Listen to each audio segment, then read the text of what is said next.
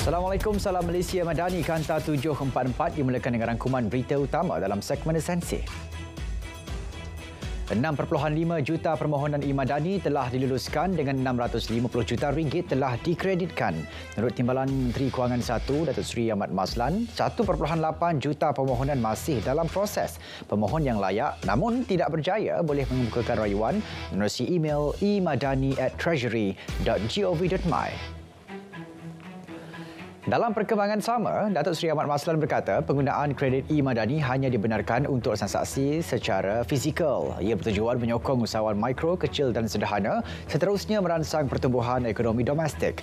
Kredit RM100 e-Madani boleh digunakan untuk sebarang transaksi fizikal di 1.8 juta peruncit atau perniagaan melalui e-dompet pilihan atau kod QR Duit Now.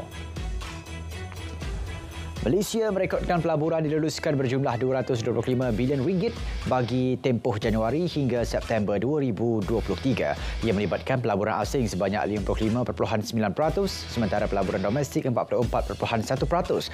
Menteri Pelaburan, Perdagangan dan Industri berkata, ia menunjukkan peningkatan 6.6% berbanding tempoh sama tahun lalu dan ia dijangka mampu mewujudkan hampir 90,000 peluang pekerjaan. Rangkaian 5G capai 76.1% di kawasan berpenduduk di seluruh negara setakat 30 November. Kini berbaki kurang 4% untuk negara mencapai sasaran 80% kawasan berpenduduk mendapat liputan rangkaian 5G menjelang akhir tahun ini. Setelah Malaysia mencapai sasaran itu, kerajaan akan memutuskan untuk mewujudkan rangkaian 5G kedua pada masa akan datang. Inisiatif pakej 5G Rahmah beserta peranti pintar bernilai RM120 juga berkemungkinan akan dilanjutkan ke tahun depan. Subsidi bersasar akan mula dilaksana tahun depan bagi menangani isu kenaikan harga ayam di pasaran. Timbalan Menteri Perdagangan Dalam Negeri dan Kos Sara Hidup menjelaskan hal tersebut dijangka mampu membantu mengurangkan impak kenaikan harga ayam di masa depan. KPDN akan terus melaksanakan libat urus dengan Kementerian Pertanian dan Keterjaminan Makanan, KPKM serta pemain industri bagi mencari solusi terbaik terhadap isu berkenaan. Pendirian Kuala Lumpur jelas dalam konflik Israel-Palestin terus menyorakan perjuangan hak rakyat Palestin dalam mencari penyelesaian terbaik. Tegas Timbalan Menteri Luar Negeri, usaha berterusan diterjemah melalui sesi libat urus dengan semua pihak berkepentingan yang dilaksanakan setiap ketua-ketua perwakilan negara. Pendirian itu tidak akan menjejaskan hubungan diplomatik dengan negara-negara lain, sekaligus memperlihat pendekatan prinsip negara dan hak berdaulat dalam menyatakan pendirian tanpa tekanan. Penghantaran bantuan kemanusiaan Siri 3 Malaysia untuk Palestin akan dilakukan pada 18 Disember ini. Ia melibatkan pelbagai barang seberat 60 tan. Timbalan Perdana Menteri Datuk Seri Dr. Ahmad Zahid Hamidi berkata, ia merupakan sumbangan terbesar setakat ini yang diselaraskan Wisma Putra. November lalu, Malaysia telah menghantar bantuan menerusi 2 siri Ops Ihsan melibatkan barangan keperluan perubatan, barangan bayi dan makanan dengan masing-masing seberat 20 dan 16 tan. Seorang kanak-kanak lelaki autism berusia 6 tahun dilapor hilang di Damansara Damai, Petaling Jaya sejak 5 Disember lalu. Ditemui meninggal dunia di aliran anak sungai berdekatan kediamannya malam tadi. Ketua Polis Daerah Petaling Jaya mengesahkan penemuan mayat Zayan Ryan Abdul Matin pada pukul 10 malam oleh penduduk setempat dengan bantuan anggota polis. Mayat dibawa ke Pusat Perubatan Universiti Malaya untuk proses bedah siasat. Seorang penjual makanan maut dipercayai dibunuh di Jelutong, Pulau Pinang pada Selasa. Hampir 27 kesan tikaman terdapat di seluruh badan mangsa. Menurut pemangku Ketua Polis Daerah Timur Laut, mangsa ditikam di bahagian dada, leher dan abdomen. Mangsa berusia 60 tahun itu meninggal dunia di Hospital Pulau Pinang ketika menerima rawatan. Kes disiasat mengikut Seksyen 302 Kanun Keseksaan.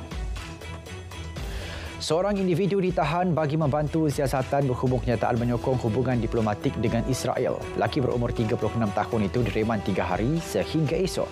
Pengarah Jabatan Siasatan Jenayah memaklumkan siasatan kini masih dijalankan.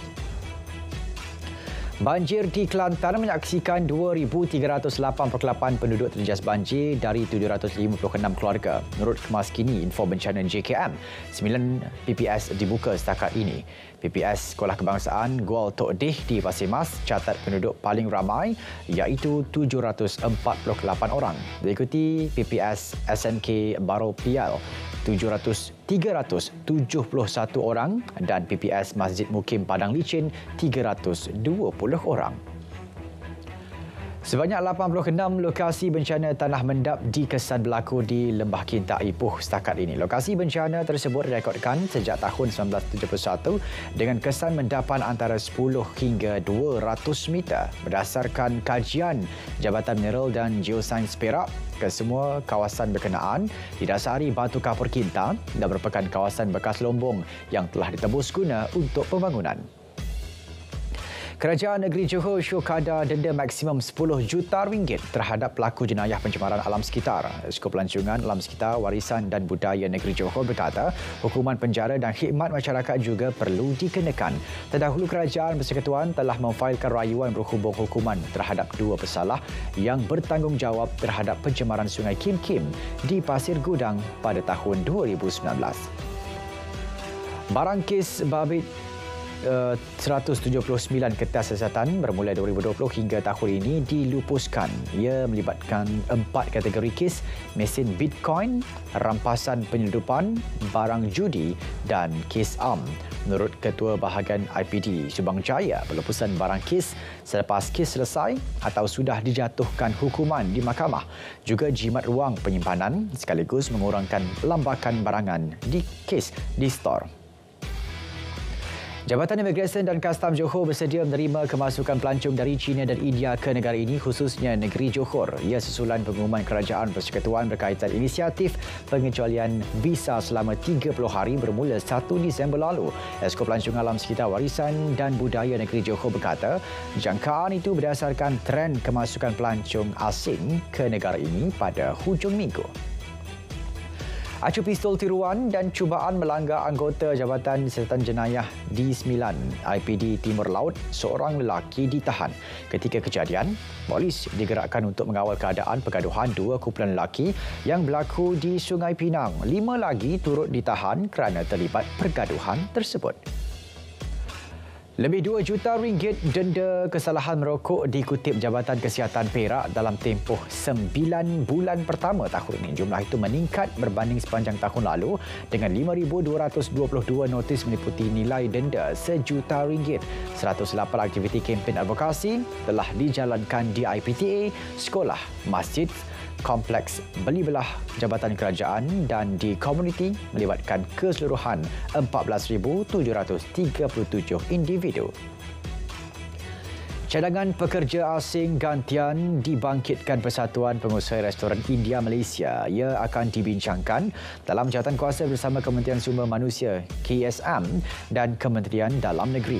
Menteri KSM menjelaskan terdapat beberapa sebab tertentu menyebabkan pekerja asing tersebut tidak dapat habiskan tempoh dibenarkan sekaligus mengurangkan tenaga kerja. Kementerian Pelaburan, Perdagangan dan Industri MITI komited beri fokus utama kepada sektor pelaburan tahun depan. Kementerian turut melengkapkan rasionalisasi agensi penggalakan pelaburan menjelang Januari tahun depan. MITI turut mempercepat proses pelaburan untuk mencapai sasaran ekonomi digital RM130 bilion. Misi perdagangan dan pelaburan juga diteruskan bagi menarik lebih banyak pelaburan strategik. Prospektus Pembangunan Tenaga Lestari Malaysia dilancar pada persidangan COP28 di Dubai, Emirat Arab Bersatu. Ia antara lain menjadi bukti keterbukaan negara terhadap kerjasama antarabangsa. Menteri Sumber Asli Alam Sekitar dan Perubahan Iklim berkata, peralihan kepada tenaga mampan didorong komitmen global, khususnya Perjanjian Paris dan keperluan untuk memperkukuh kepelbagaian ekonomi dan keselamatan tenaga.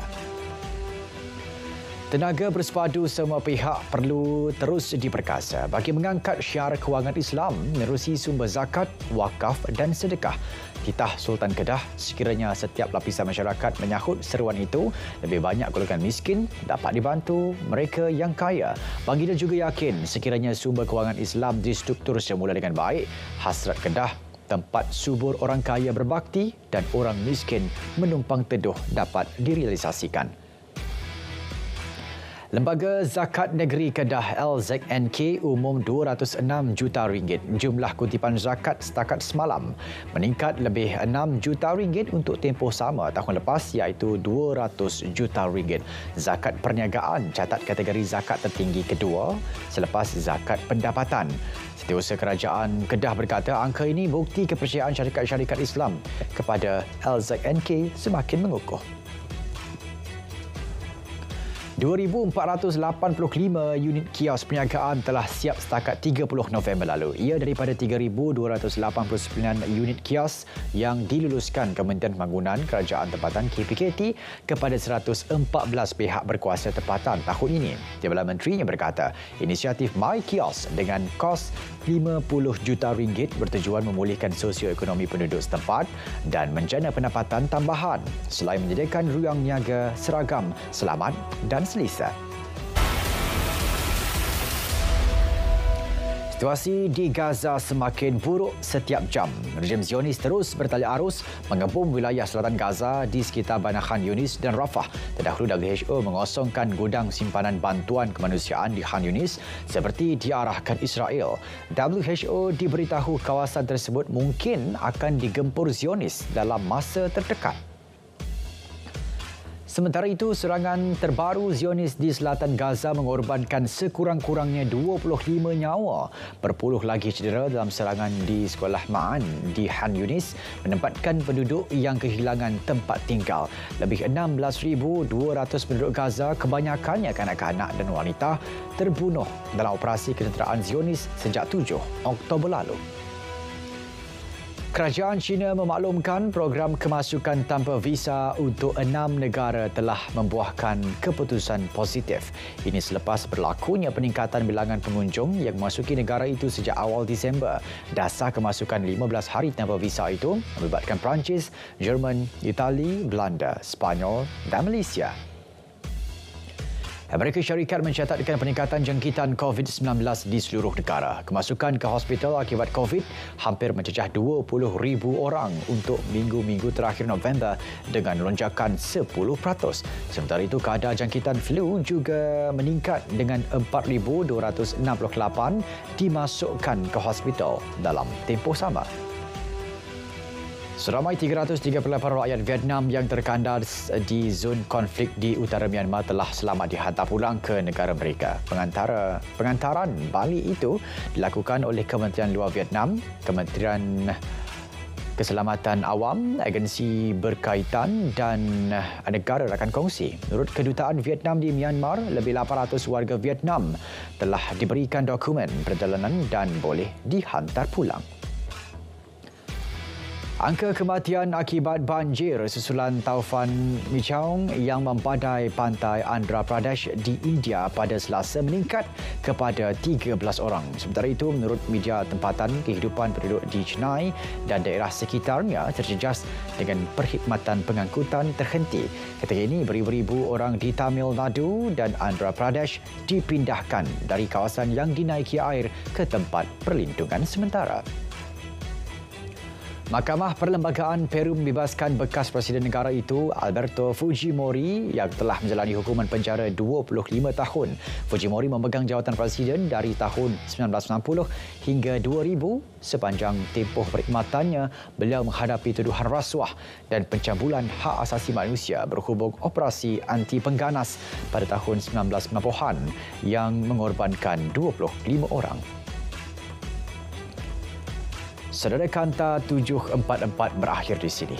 Dari sungai ke segara, Palestin pasti merdeka. Assalamualaikum, salam Malaysia Madani, tekad perpaduan, penuki harapan.